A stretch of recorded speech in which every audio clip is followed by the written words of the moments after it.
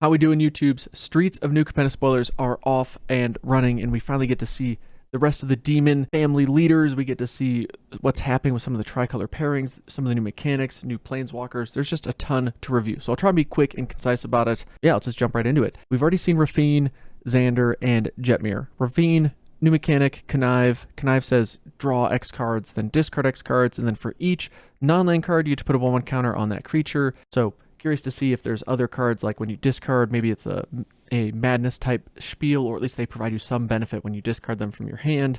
Xander is a have all the things, have the cards in your opponent's hand, have their library by milling them, make them discard or sacrifice half their non-land permanents. Just a lot of fun. Can't wait to play against it. And then Jetmir is like go wide and smash face. And Zlatora is a 6/6 flyer that says at the beginning of your end step, you may sacrifice another creature. When you do, Zlatora deals damage equal to that creature's power to any target, and then you get to create 3 treasure tokens. So curious to see if there's creatures that want to be sacrificed or ways we can get benefits from sacrificing something else. And then creating the 3 treasures could also be another interesting just value engine, and it's a demon dragon, so what's not to like? Well, I guess the one thing to not like is that it doesn't have trample, which Falco does have. Falco is here apparently from the Star Fox universe, and they are our Pact Weaver. I'm curious why a 3/3 bird has flying and trample. Bird demons are apparently much scarier than demon dragons. Good to know. Good to know. But anyway, for 1 in Bant, 3/3 flyer. Also ETBs with a shield counter on it, and you may look at the top card of your library at any time. One more interesting thing, though, is you may cast cards from the top of your library if you can, in addition, remove a counter from a creature you control. So you can take that shield counter off and then cast a card from the top of your library. So it's not a cast all the cards. It's not like, what was that card? Reality Chip from Neon Dynasty, but it's still a pretty spicy mechanic to add. And then we have to assume that Bant colors at some point are all about adding counters to creatures, which we did see with Broker's Ascendancy, so not shocked there. But okay, what else do we have? Now we get into some of the heavy hitters. The Planeswalkers. See some of the more new mechanics. Elspeth is here. We knew Elspeth was coming. We predicted it, but that was not a very impressive prediction because it was kind of already known. But Elspeth, for 5 mana, comes in with 5 loyalty. Her ultimate is -7, so it's 2 turns later. Your opponents are having a really bad time. But what's her +1? Her +1 is choose up to 1 creature, put a 1/1 counter on it, and then another counter of either flying, first strike, lifelink, or vigilance. They're just making something an immediate problem for our opponent. -3 is look at the top 7. You may put a permanent card with mana value 3 or less onto the battlefield, and with a shield counter on it as well, and then shuffle them up, put them on the bottom of your library. And then her ultimate -7, create 5 3/3 angels with flying. So if you curve out in a limited game, you play this turn 5, they don't immediately kill it. You've got 2 creatures that are a problem, and then 2 turns later, she's adding 15 power that's flying to the board. So can't wait to lose a game to this. Seems awesome. Great, love it. Wiretapping brings Hideaway back. Hideaway of 5. So you look at the top 5, exile 1 under it, put the rest on the bottom in a random order, and then it says, whenever you draw your first card in a draw step, draw an additional card. So you basically have to draw an extra card each draw step. And then it says if you get 9 or more cards in your hand, you may play the Hideaway card. Or if you have 9 or more after you draw that card. In limited, I don't see this being good. Because for 5 mana, it's do nothing, next turn draw an extra card. Seems clunky. You're never going to get to the Hideaway. I can't imagine you ever get to the Hideaway effect. But in Constructed, definitely could see it working out. I just don't see it being playable at a pre-release or in a limited event, unless you're just in the grindiest game of all time and you need a way to get ahead on cards. Maybe. I mean, we'll see how quick the format is, but with Wizards constantly printing 1 and 2 power creatures that are significant, cards like this that do nothing and use all your mana on turn 5, just not going to help you get there. Okay, next, Ob Nixilis, the adversary. Get to see a new mechanic, Casualty. Casualty says when you cast this spell, so if it's like Casualty 2, you can copy it by sacrificing a creature with power 2 or greater. With Ob Nixilis having Casualty of X, it could be a creature of any power, and it also has the copy come in as a non-legendary copy, which makes sense, and starting loyalty of X. So you could play this on turn 3, sacrifice a 1 or 2 powered thing, and then you have a second copy of Ob Nixilis with 1 or 2 loyalty. Seems pretty good. Ideally, you do that, you have a loyalty of 3 and a loyalty of 2. With the 3, you -2 it, create a 1/1 devil that pings something when it dies. So you now have a blocker to protect them. And then the other one, you just +1. Each opponent loses 2 life unless they discard a card. And if they do great. You just got ahead on cards, or you dealt damage to them. And then if you have a demon or a devil, you gain 2 life. And guess what? You're going to have a devil if you just -2 the first one first to create the token. How convenient. Or if you just have an obnoxiously powerful creature and you've got your opponent down to like 5, second main phase, play Obnixilis, sacrifice your creature of 7 power, and then make your opponent, and then just ultimate the copy and make your opponent draw 7 and lose 7. It would be an interesting finisher. I could see this card being great and constructed. It's great and limited. It's going to be great and constructed. Going to be very easily abused in Commander. Can't wait to see all the shenanigans we get going there. Now it's time for the Praetor. I was 100% sold on Elish Norn being it. I thought Shieldred would be the next. Did not think Urabrask would be the one. But lo and behold, it is Urabrask. The 4/4 for 5 mana with haste. Not the most difficult thing to deal with. But Praetors always create a saltiness about them, right? So what's Urabrask's saltiness? Here, beginning of your upkeep, you get to exile a card. Exile the top of your library, you may play it this turn. So basically it helps you draw an additional card, potentially. But then each of your opponents, now during their upkeep, the next time they would draw a card, instead they just have to exile the top card of their library, and then they only have that turn to play it. It's like a, what is it? It's Uba Mask? Is that right? Which is weird. We're getting some Kamigawa callbacks. But we got Uba Mask. Yeah, so it's basically the same thing. Whenever a player would draw a card, you exile it, and then you just have that turn to play it. So it's less, it's not as evenly spread around the table. Only your opponents are kind of ruined in that way. And it feels like if you play this thing on curve, and they're trying to find removal or find a way to build up to a big turn, they don't have time anymore. You only get to play that card on that turn, and that means the cards in their hand could be dead. That's just that's a terrible effect to subject your opponents to. I mean, if you're trying to win, it's fine. But yeah, that's going to be some salt-inducing goodness right there. And now we've got Vivian of the Hunt, who has Birthing Pod as her +2, which is kind of nuts. So for 4 and green, so 6 mana, not nothing, but her +2 is sack a creature, do the Birthing Pod thing where you look for a creature of mana value +1 of the creature's mana value, and then you shuffle. Her other +1 is mill 5 cards, and then you get to put any creatures that were milled that way into your hand. So it's a potentially draw 0 to draw 5. Now, you're not going to do that many times in a limited game because you don't want to mill yourself out. But, I mean, you mill, let's just say +1, you get to draw 2 creatures. That's really good. You draw 4 or 5, you probably just win the game off that. I don't know why my screen just jumped down. And then her -1 is create a 4/4 green Rhino Warrior, which is like the worst, but it's, hey, play it. Create a 4/4, not the most efficient turn 6 or 6 use of 6 mana, but the fact it's redoable, recurable, repeatable, that's the word. And then you're constantly able to take those little 1 and 2 drops, those ankle biters that you played early on, and turn them into bigger and badder things. Vivian on the Hunt is going to be a problem. All of these cards, except for wiretapping, Elspeth a problem, Obnixilis a problem, Urabrask, and Vivian, all problems. But let's just keep moving right along. Next, we have Ledger Shredder, which is probably what every accountant on planet Earth would love to do at some point. It's a 1/3 for 2 mana. It's a 1/3 flyer, which is crazy that, you know, a 1/3 flyer for 2 mana is not bad. But when you read the second part, you're like, oh, I get why it's a rare now. Whenever a player casts their second spell each turn, Ledger Shredder connives. So you draw a card, then you discard a card, so it helps you just keep digging into your deck. Okay, nice.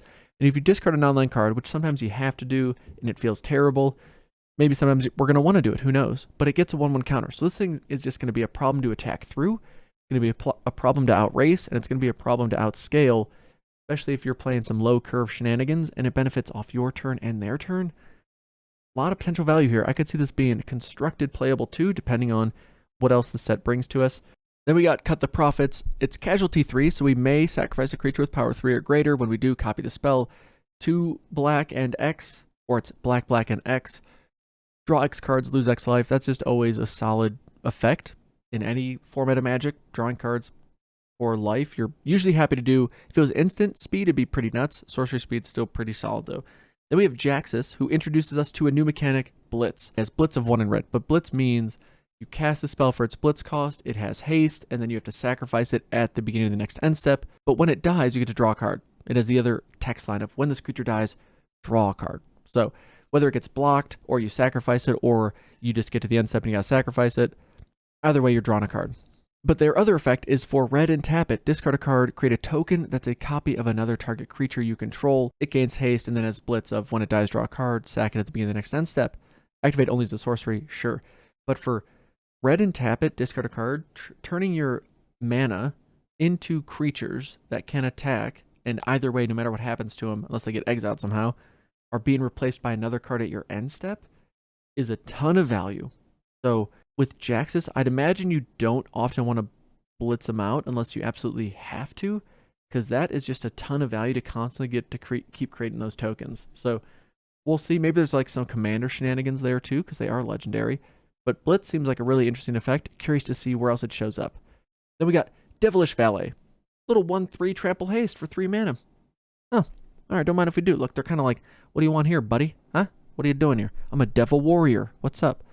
Well, they have Alliance, which is another new mechanic, and I'm actually really high on Alliance. I think it's going to be awesome, and it is seemingly 100% focused on Jetmir and his Naya ways, where we want to go wide and just get all the value from creatures coming on our side of the battlefield. Whenever another creature ETBs, like Alliance's thing is whenever another creature ETBs, do a thing. So here it's double Devilish's power until end of turn. If you get to add 3 or 4, like if there's token generators, I cannot wait to see how obnoxious we can make Alliance in this set. Then Broker's Ascendancy, we've already seen it. Beginning of your end step, put a 1/1 counter on each creature you control and a loyalty counter on each Planeswalker you control. I don't think it's going to be all that exciting unless you have enough counter payoffs in your deck. But could be awesome, could be terrible. We'll see. We get to see the Proving Ground Lounge, Tower Garden, Headquarter, Tricolored, Triomes. I mean, these cards are sweet. They look awesome. They're going to be valuable. Constructed players rejoice. They'll be great and limited. Love it. We get to see all the charms. I think the best one is Broker's Charm. No, which one's the best? Obscura Charm. Probably Obscura Charm because it's removal. It's got some counter shenanigans. You can get stuff. I think Obscura is the best. Then it's like Broker's, Riveteer, Maestro, Cabaretti. Curious how you all would rank them, but I have Obscura as the best charm currently. Then we get to see some other interesting playables. Like these are going to be cards that we see a lot more in Limited because they're not all rares and mythics, but curious to see where their power level is. Like, are they fine or are they absolutely busted? What do we think? Nimble Larcenist. It's a 2/1 flyer for our, what is this, Esper colors. When it ETBs, target opponent reveals their hand, you choose an artifact, instant, or sorcery card from it, and they exile it. The 2/1 flyer for 3 mana is not horrendous, but the fact that it gets you ahead on a card, ideally, that can be a pretty big deal, and it's probably a card I'm going to be happy to play if you know you're in that color pairing. Drafting and deck building is going to be interesting too, right? Because you don't want to start with the gold cards, because then you're immediately pigeonholed into 3 colors, which is maybe not terrible, but it's going to be hard to say this is ever going to be like a pack 1, pick 1 type card, but it's like a pack 1, pick 6 card that you're probably stoked to see. All right, moving on. Just have a little chat, shall we? Us and Mr. Maestro here. Casualty 1. When you cast it, you may sacrifice a creature power 1 or less, or 1 or more. Look at the top 2 cards of your library. Put 1 in your hand, 1 on the bottom of your library. So for 2 mana, sack a token. Ideally, you get to look at 2, draw 1, look at 2, draw 1. Not bad. Instant speed. Sure. We'll see. Rumor Gatherer. I think this card is going to be top tier, one of the best white solo uncommons in the set. So Alliance, whenever another creature ETBs, you get to scry 1.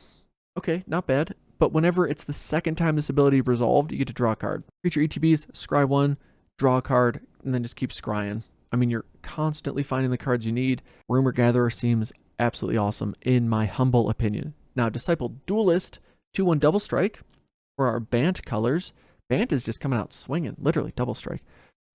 When it ETBs with a shield counter on it. So we're going to have, I'm assuming, a lot more counter shenanigans. And I'm hoping that there's actually a meaning behind the shield counters besides... Wait, oh my god, there is? If it would be dealt damage or destroyed, remove a shield counter from it instead. Oh my gosh. Is this the first card that actually explains what shield counters do? Yeah, there's no reminder text on Falco because they're too busy being from Star Fox.